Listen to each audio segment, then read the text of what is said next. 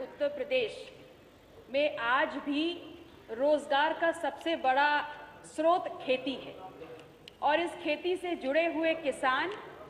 इस देश के 64 लाख खेत खलिहानों से जुड़े हुए हैं जो इस देश की रीढ़ और आधार बनाते हैं।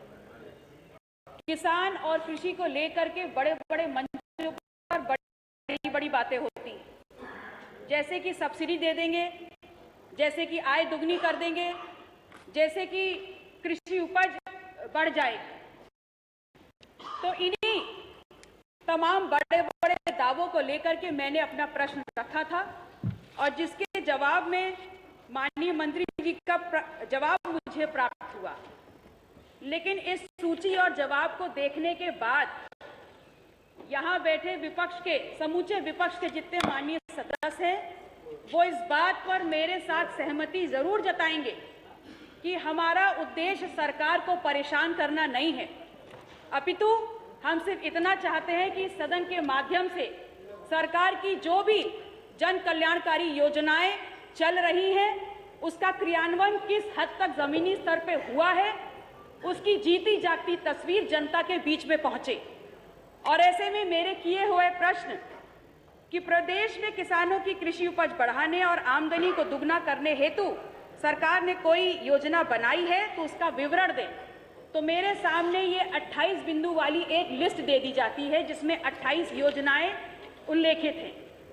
अब मैं पूर्ण विश्वास के साथ कह सकती हूं कि ये 28 योजनाएं जिनके नाम यहाँ लिखे गए हैं, जनता या यहाँ बैठे सभी माननीय विधायक सदस्य तो समझ नहीं पाएंगे, बल्कि अगर स्वयं मैं माननीय मंत्री जी को भी दे दूं तो इन योजनाओं का नाम पढ़ने के बाद वो नहीं बता पाएंगे कि 1.25 साल की सरकार हो गई है, आपकी इस योजनाओं का नहीं। ये मंत्री जी, आप मंत्री जी के बारे में या तो आप जानती नहीं है, इस प्रकार की टिप्पणी मंत्री के ऊपर करना उचित नहीं है। वो फिर मैं बात बोलूंगा, उनको कृषि के बारे में हर चीज मालूम है, उन्होंने योजनाएं आपको बताई, उनको नहीं मालूम,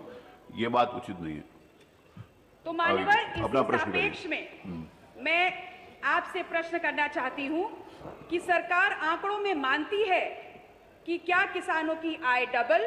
और कृषि उपज इन उल्लेखित 28 योजना के चलाए जाने के बाद अपेक्षा अनुरूप पूर्ण हो गई है?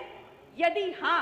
तो आपसे विनम्र निवेदन है कि सरकार इन सभी 28 योजनाओं के पिछले 5 वित्तीय वर्षों के आंकड़े सदन के पटल पर रखे, और यदि नहीं तो अब सरकार की क्या योजना है उस योजना का संपूर्ण विवरण इस पटल पर दें और इसकी समय सीमा क्या होगी। लास्ट प्रश्न आप ही का सर, अभी मेरा रह गया।